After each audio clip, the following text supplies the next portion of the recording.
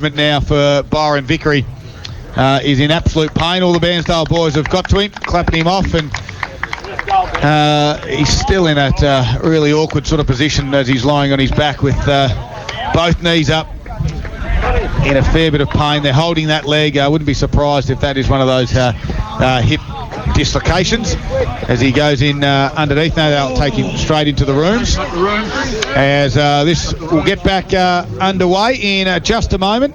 You'll probably add about 5 minutes of play onto this, Paul Carter. That's at least 2.5 gone. I just marked there. So we're about to get it back underway here as the margins at the 29 points. Ball comes back into play.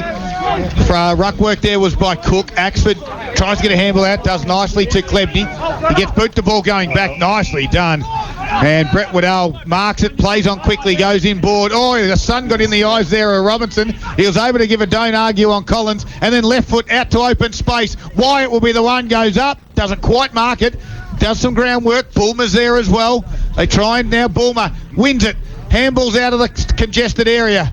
Can't quite do so as now Drouin jump on top of each other, and we'll have a ball up 40 metres out from the goals of the Redlegs as they lead it by 29 points.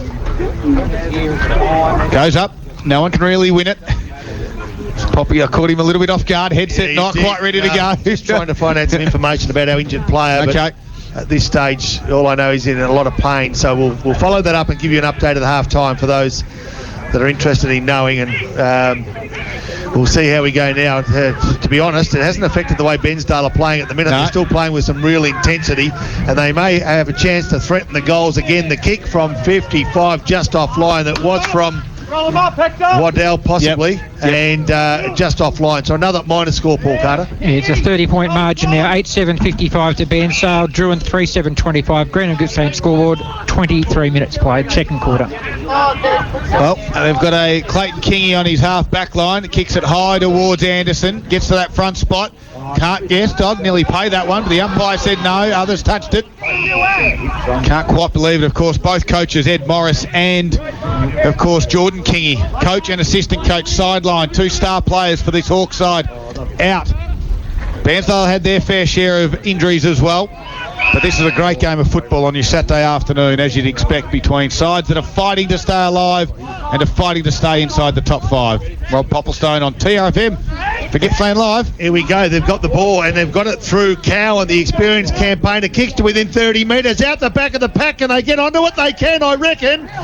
It's a kick off the ground by Dennison. Yep. 1 sec. No. Touched on the last line of defence.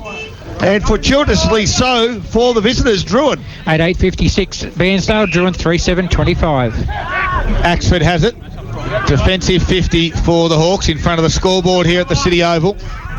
Just slowing things up. Hasn't really got much options. There'll be a 50-metre penalty. Oh, he didn't call play on. And running over the mark was Ben McKinnon. So this will take Axford to about the wing area. I don't like that. Here we go. There's no one on the mark either. Yep. So you'll make the most of this. He will. Axford. He plays on. Goes to the wing area. Drives it inside forward 50. Ferguson will present, but McCullum was there, stood his ground. And he's hard to spoil. All of 6'7" that he is. Yeah, great movement there too by Axford. Like he knew that McCullum was working down there with Hamilton when the 50 was given, and that quick smart play just found McCullum basically on his own, or uncontested anyway, to get that mark inside 50. So pretty much directly in front. They must get this one for Monticello's. He puts it on its way. It fades from left to right, and it's over for a minor score. Your Greenham Gippsland scoreboard today. Your locally owned operator, processor. It's a 30-point margin to Bairnsdale, 8-8-56. Drouin 3-8-26. All right, so here we go, straight down the corridor. Cowan, nicely done. Cowan takes the ball, kicks for goal, just needs to bounce right. And I reckon it bounces right, straight through the middle. Bairnsdale go boom, and they increase the margin. Drouin starting to wobble. They definitely are, and Cowan, he missed the easy one that we thought he would have got, and he's kicked outside 50, and the ball's just bounced through for a great goal to Bairnsdale. It's a 36-point margin now in Bairnsdale's favour. Greenham Gippsland scoreboard 9-8-62 to Drouin 3-8-26, and Bairnsdale have scored in the last 1, 2, 3, 4, 5, 6 inside 50s. That's thanks to my loyal fans out there that sent a few messages through to tell you boys to pull your heads in and start. Not sure that's being what's nice. said, but yeah, it's all very well Loyal to be fan. I should not say fan. There's one of them. It's all very well to be tough on text. There's one fan that Boxer has, but he sticks with us. Brian in the middle of the ground. Yep. Quick kick there by Harrison Cook to centre half forward. And it's Boxer's bookie that Boxer owes money to, so of course he's going to be nice. Tommy Barr for the Hawks now has it on the wing, has one bounce, make it 2. Now his left foot kick goes inside forward 50, looking for Rose, can't quite mark it, play onto the umpire, got one over the shoulder, the umpire said no, we'll ball it up. 49 metres out, they trail by 36 points. And when I catch up with Peter Mooney, I'll have a word to him too. Anyway, the ball inside forward 50, Drouin into attack, we'll see how we go. They desperately need to hit the scoreboard. A big thump forward, but it lands in the arms of Bensdale, and what could have been attack now turns into a defence. And Bensdale on the other side of the ground through Vickery, in fact, who sent the ball forward. Now Bulmer at left half forward flank. He's dispossessed. Drouin can get the handle on it. They can't. It's turned into a 50-50 contest, and when that happens, there's only one bloke that can take the control, and it's the umpire who will ball it up just short of half forward flank, left half forward flank for Bensdale. So the ruck duties here will be in the way of Cook, and taking it there was Collins for Drouin. Goes out the back of the pack. Tommy Barr works hard to try and get a clearance, can't do so. 27 minutes have gone. Just repeating, there will be probably 3 or 4 minutes of extra time after Byron Vickery had a serious hip injury. Won't take any further part in this game. Got carried off on a stretcher. From that stoppage was Sean White to win it for the Redlegs. Gave it across now to Tommy Bryan. Left foot kick goes along the ground. Cowan goes to ground. Then doesn't have the football. The umpire possibly played for that one. And the umpire wasn't having anything to do with it. I reckon he played for it, but he played for it so well, I thought he deserved to get it. Interesting score coming out of Mafra. It's a very interesting score. It's half time, and it's the Dragon. You're talking about you got to stop watching Game of Thrones, mate. 3-3-21. They lead Mafra 5 straight points. Ooh. Wow, there we go. Defensive 50, got an interesting game, but it's one-way traffic for the home side at the moment.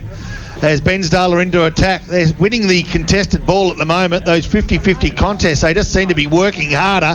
And here's an example of that now. Bust through the pack, left foot kick to within 20 metres by Waddell, and he finds a teammate. Well, they've got the numbers. This should be a walk-in goal. Oh, he's hit the post. It was Link Robinson, who hit the post. He tried to do what you'll see on TV the AFL players do. Used the bounce of the ball, dribbled along the ground. He didn't get a favourable bounce, and now the ball be brought back in. It's kicked in to find Miller. Greenham Gippsland scoreboard. It's 9-9-63 Bairnsdale to 3-8-26 Drouin. So Miller went lateral. Found his teammate, who is right up on the half on the defensive 50. Harry Wans is the one, goes inboard. She's a good player. I like what I see with Harry Wans. He found Beck and now found Robinson. They got one over the top. Tommy Barr, he can get it over the top again. McCullum's on his own. He's just going to get it to him. He drives his left foot there. McCullum stands and gets it. And he went to go, but closing quickly was Waddell. Nice passage of play. It was. I had to move it quick. It was a great work. Harry Wans, for me, has been the most improved player I've seen in the competition this year. And he's been a real standout for Drouin every game we've called. He takes it on with dare and he uses the ball so well. And he was the one that got Bob McCullum this shot on goal by switching the play. He'll come in from about 40 metres out. He'll have to kick it probably 45 in the end. Slight angle, left foot shot, big moment for Monticello's. It high, it doesn't make it. Wykes touched it. Minus score, Greenham Gippsland scoreboard today. He sort of just poked at that a touch, didn't he? Just a touch. 6 straight goals lead to Bairnsdale 9-9 to Drouin 3-9, almost half time. Another quick round of grounds.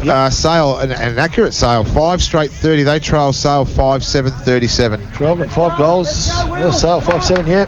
Vickery for the Redlegs, kicked out his defensive 50. Kick across the ground there from Tatnall. Goes over for a boundary throw-in. And in South Gippsland, Moe 5-6-36. They lead against Wonthaggi 4-6-30. Well, there's some interesting games this early stage, isn't there?